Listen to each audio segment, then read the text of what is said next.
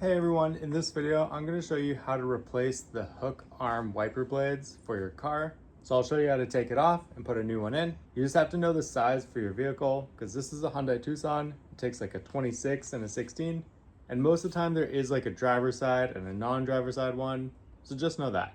Alright, let's just jump right into it. So to remove the one you already have, you just pull it up and they're all going to be connected to the same spot.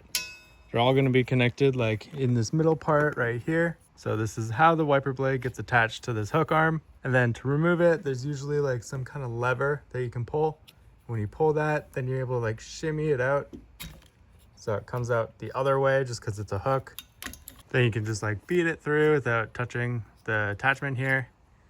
And then this is what the hook arm looks like. I got this Bosch ICON one, so I'm going to be putting this on. And usually with these newer models, there's a way to like open up this area. So in this case, I have to press down on both sides and it opens up like that.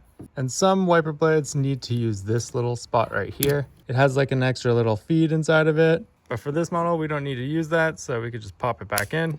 So all I have to do is just open it up just like this and then find the wiper blade, feed it into this little slot here that I opened up. And then I'm taking it and making it attach to this bottom section right here. So you can see like there's a little bit of opening right on the left of right here. So I'm making that hook attach into there. So you're gonna have to like push it towards it and pull it in. So I push down and then push this way.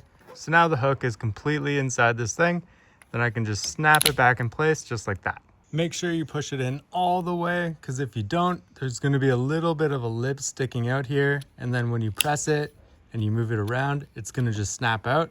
So if that happens, you pretty much just need to like make sure it's fully in.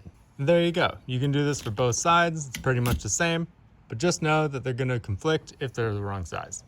All right, that's it from me. I hope this video helped you out. If it did, please give it a like and please subscribe to my channel to see more useful guides just like this.